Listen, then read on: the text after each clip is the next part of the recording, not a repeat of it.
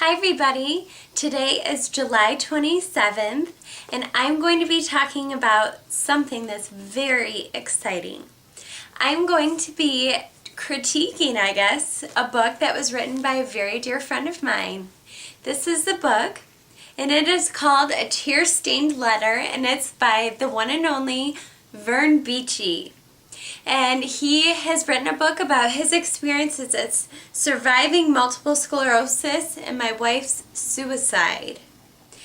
And there was something that I had never told Vern before, but it was 3 years ago now. I was sitting at my mom's computer and I wasn't living at the house that I'm at now, and it was one of those moments I have a clear, distinct memory of this. I was just getting started with YouTube. I was going through my relapse at the time, so I had really bad tremors. And I was at the computer like trying to press buttons and type, and it was really hard for me. And if any of you have had tremors, you can understand what I'm talking about with a computer. But I was just searching, looking for people that knew what I was talking about, and I came across Vern's videos. And I saw a video that talked about how his wife had killed herself. And I sat there and was crying my eyes out. I was bawling. And my mom ran into the bedroom and she's like, "Oh my God, what's wrong?" And then she was watching the video with me, and so I knew that his wife had killed herself, but I didn't know how and I didn't know why, and I never wanted to ask because that wasn't my place. But now, after reading Vern's book, I have a totally different appreciation for who Vern is and how amazing he is as a person. Vern, I can't tell you how much I really appreciated reading this book because I could relate to so many things. And I took notes when I was reading because I didn't want to forget about some of the things. But the first thing that I wanted to talk about happened on page 18. And you talked about how Vern had gone to support groups with other people who had survived or who have dealt with suicide in of a loved one in their family. And he said, "I could empathize with the victims in the room, but I would never ever presume I knew how they felt. The feelings are personal and run deep." And that was really, it really touched me because I feel like I try to be that way all the time. When I'm writing to people on YouTube or just talking to people in general, I don't know exactly how they feel. Like if someone with MS has a symptom that I don't, I try really hard not to say, "Oh my God, I know how you feel. That sucks." Because if I haven't been through it, then no, I don't know how it feels. And like you said, I can definitely empathize.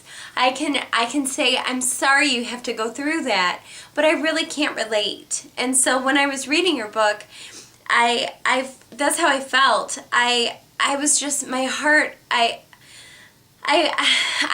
was crying. It's like I can totally empathize with how you were feeling when you were writing these pages, but I can never understand. I can't understand because that's like a type of pain that I don't know, like I have never experienced. Now, some of the things that you talked about when you were talking about the police station, and I don't want to give too much away because I want everybody to get the book and read it. But Vern, you'll know what I'm talking about. But the experience that you had to go through to get Melinda's belongings from the car, I was so mad. I was literally like, I wanted to go down to that police station and criticize everybody who worked there because that just made me really angry. It's like, for those of you who haven't read the book yet, it's just an experience where, you know, when you have a challenge and people aren't willing to help, there have been times where I just simply can't do something because it's too hot, or because the distance for me to walk is too far, or I can't run a long distance. So when someone isn't willing to help me, it's like I'm very stubborn. So I always try to do things myself. But there are certain circumstances, like when your spouse has killed themselves, you would think that somebody would offer to give you the help that you need at that moment. I mean, there are plenty of times where I always say, no, I'm fine, I can do it myself. Even when I can't or probably shouldn't, I'll do it anyways. But in a situation like that, the things that you had to go through, I almost threw the book right down because I was so mad. I could totally empathize with you at that moment. No, that didn't happen to me, and I've had a couple things where people have made me angry, like that lady asking me, where's my disability sticker, stuff like that. I mean, that's just rude. People are just rude sometimes.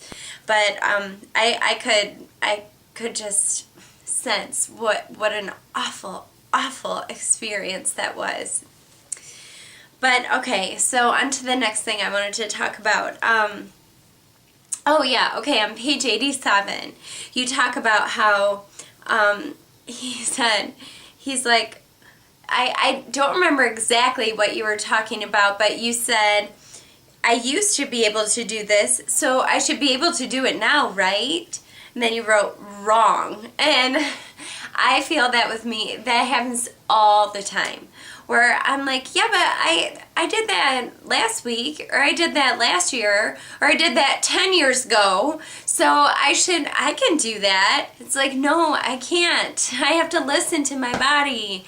And especially Vern, after going through this situation, it's like I wish I could have been there to hug you. I wish I could have been there to console you. And obviously, after reading, you have an amazing family and support network, and that you're very fortunate to have that. And I think that the smartest thing you did was going to a support group to talk to other people who have been through similar situations, like I said, who have dealt with suicide with a loved one, because it's really helpful. And like you said, and I keep saying it, you can't totally experience how they're feeling, but you can empathize because it happened to you too. So I think that was really smart, because you can at least listen to other people and you can talk about it.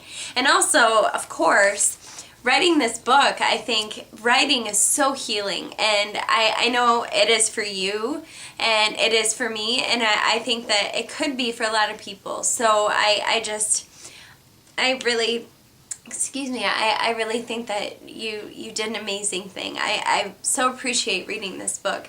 And I also wanted to say that you're a phenomenal writer. I probably should have started this video by saying that you really are an excellent writer, and I love reading. It was so easy to read, and I love a lot of the references you used, and I'm a huge Saturday Night Live fan. So when you were talking about Linda Richmond, I was just laughing, and all I could do, I was like visualizing what this woman could have looked like. And you guys have to read the book to know what I'm talking about, but that was so funny, Vern. I could totally see her and picture her in my mind.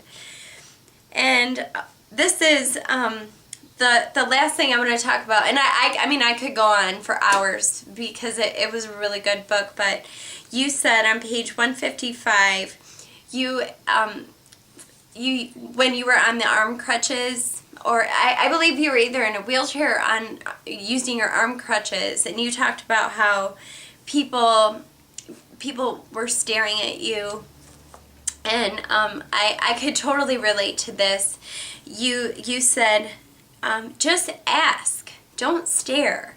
And I feel the same way, because there are times where I know I look like I'm limping or I'm tripping or whatever, and people kind of give you that weird look like, what's her problem? It's like, I'll talk about it. I'll tell you. Just ask me what's going on.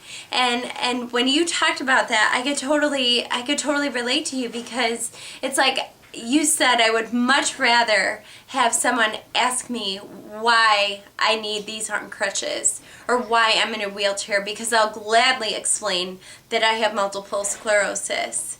But when people just stare, it's really uncomfortable. And I believe you mentioned that you talk to other people who have had to use like arm crutches or in a wheelchair, and they feel the same way.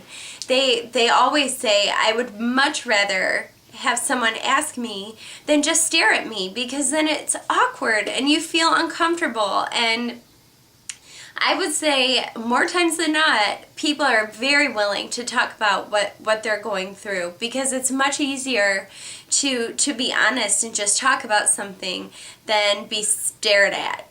And I totally agreed with what you said. And I am so glad that you wrote this book. I know it's healing. I know it was great. I don't want to give too much away, but I just have to tell you, seeing Melinda's handwriting in those letters, it made her so real for me.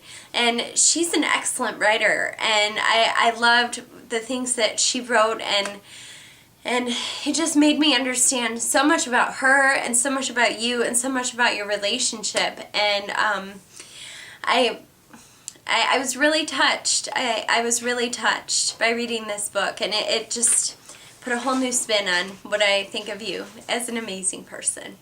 So I really think everybody, you should look into reading Vern's book. You can find it. You can go on his website on vernbeachy.com. And I'll put it on the video. But you can also go to Amazon and barnesandnoble.com. You can find it. So it's called A Tear-Stained Letter. And it talks about surviving multiple sclerosis and my wife's suicide. And that's just something I can't even imagine. And you said this in your book, and I couldn't agree more. You said it's just unfathomable. And that's how I felt when I was reading. It's just something I can't even imagine. But look at you now. Oh my God. I mean, think about it. Like I know you as this strong person walking with your dogs every day, and I read about this from where you were in 2006, and it's like, what a transformation. So it's really heartwarming, and I'm so glad that you wrote the book. So everybody, please check out Vern's book. He did an amazing job, and he's such a great person. And I just wanted to let you all know that this exists. It's really great, and for anybody who's interested, please check it out. I really hope everybody's doing well. I hope you're all surviving the heat. Oh my goodness. It was so hot these last couple weeks everywhere. So I hope everyone's doing well and you're staying cool. And I will be making another video soon. Okay, talk to you later. Bye-bye.